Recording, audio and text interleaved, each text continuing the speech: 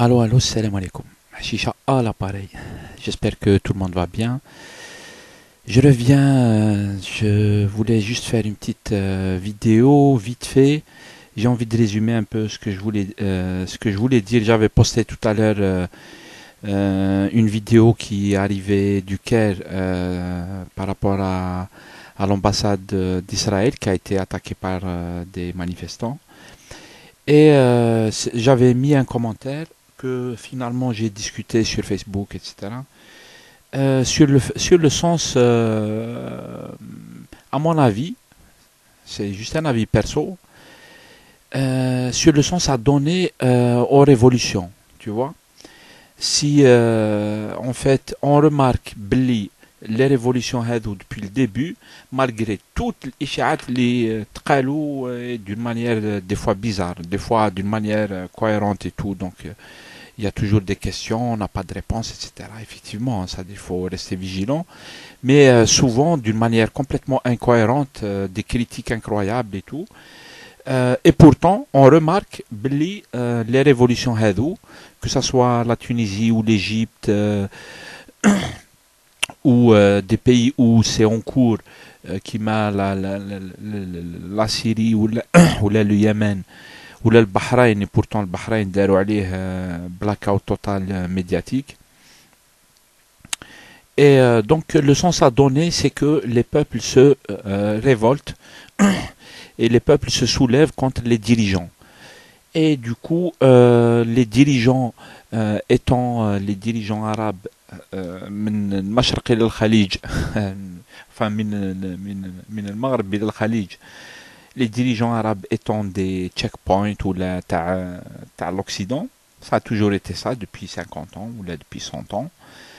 Maintenant que ces dirigeants arabes tombent et tout ça, ben les premiers à être dérangés par la situation, c'est les États-Unis, Israël, et puis j'allais dire les suiveurs comme les Européens, l'Italie, la France, etc.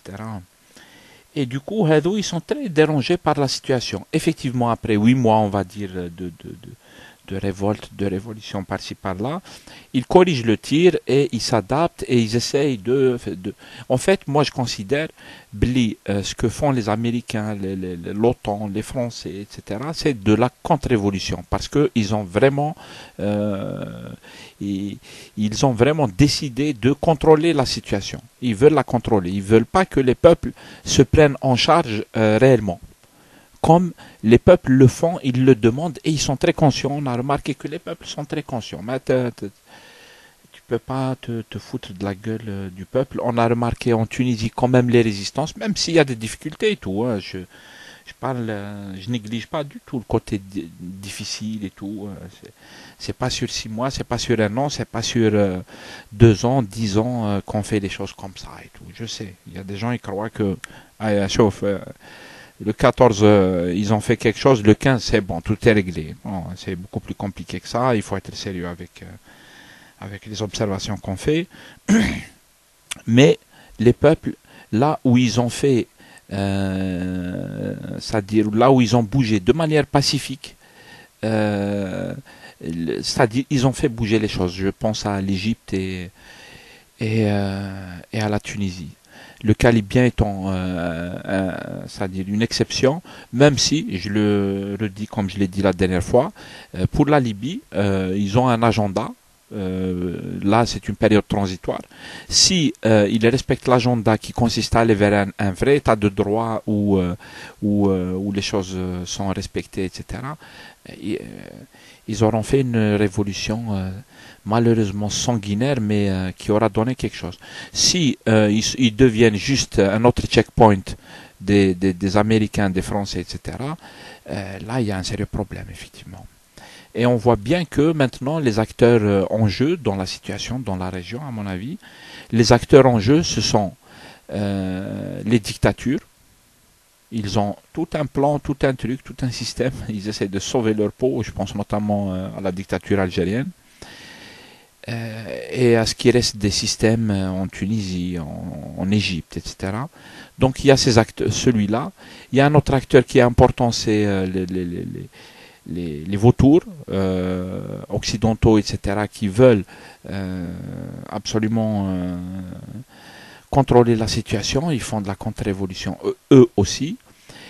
Et il y a un dernier acteur principal, à mon avis, c'est le peuple. Les peuples, c'est eux qui dictent les règles, etc. On a beau dire, le peuple il est bête, etc., etc. Moi, je pense que les peuples ils sont pas bêtes. Et quand ils s'expriment, on n'a qu'à comprendre ce que veut dire le peuple. On n'est pas là pour dire au peuple la غلط. Les peuples, ils ont une avance sur tout le monde, en fait. Voilà les acteurs principaux, même s'il ne faut pas négliger très probablement le rôle, par exemple, de, de, de l'Iran. L'Iran, c'est-à-dire la zone d'influence de l'Iran qui bouge. On retrouve notamment ce problème dans ce qui se passe actuellement en Syrie. Ne pas négliger aussi probablement les poids des pays comme la Russie ou la Chine, qui eux aussi sont dans l'enjeu en fait, et en gros un enjeu économique en fait, parce que voilà, toute cette région est un gros marché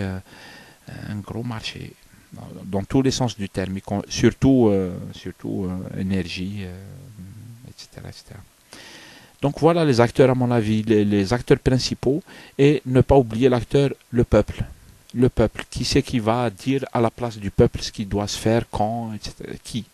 Qui a le droit de se mettre à la place du peuple, ou là, de donner des ordres au peuple. Voilà, ces révolutions, à mon avis, voilà le sens qu'on pourrait donner à tout ça. C'est ce que je retiens au 10 septembre, quelques 8 mois après le début des révolutions, mais bon, ce n'est que le début, bien sûr. Voilà, c'est tout ce que je voulais dire. Salam alaikum, à plus tard.